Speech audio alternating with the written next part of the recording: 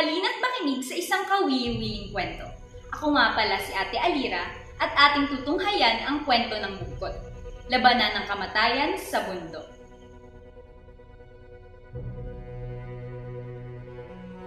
Sa mga unang panahon, may dalawang malapit na tribo na namumuhay ng magkasama.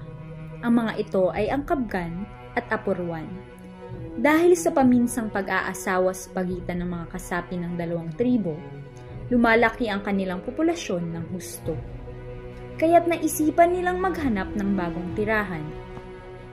Isang araw, nagpasya ang mga ito na maglakbay.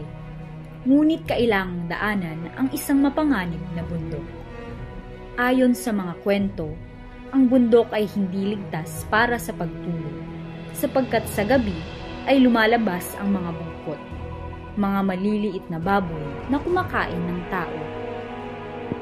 Sa kanilang paglalakbay, may isang grupo na natagpuang nasa itaas na bahagi ng bundok sa oras na malapit ng magdilim. Mahirap ang daan pababa at may mga kasamang bata, kaya't napagpasyahan lang doon muna magpalipas ng gabi. Nagtayo sila ng pansamantalang tulugan at bago pa magdilim, naririnig na nila ang mga huni ng mga ibon, mga iwik ng liit at ingay ng pusa. Hindi naglaon, dumating na ang mga bungkot.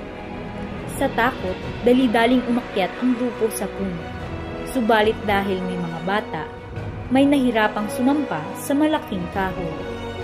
Sila ang unang naabot at kinain ng mga bungkot. Kinain din ng mga ito ang mga puno kung saan sila nakaakyat.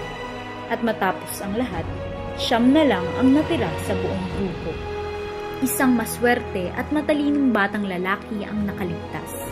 Dahil sa kanyang pakiramdam na gumagalaw ang kahoy kung saan siya'y nasa, agad siyang lumipat sa kabilang sapa. Kinain ng mga bungkot ang lahat ng kasamahan niya. Walang pinalampas kahit ang mga buto.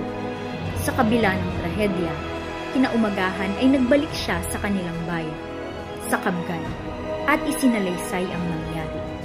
Isinulong ng mga matatanda ang paglaban sa mga bungkot. Gumawa sila ng mga supok na may bala ng kamandag. Pagkalipas ng 1 buwan ng paghahanda, tumungo sila sa bundok kung saan maraming baboy na kumakain ng tao. Tinaguan nila ito ng mga supok.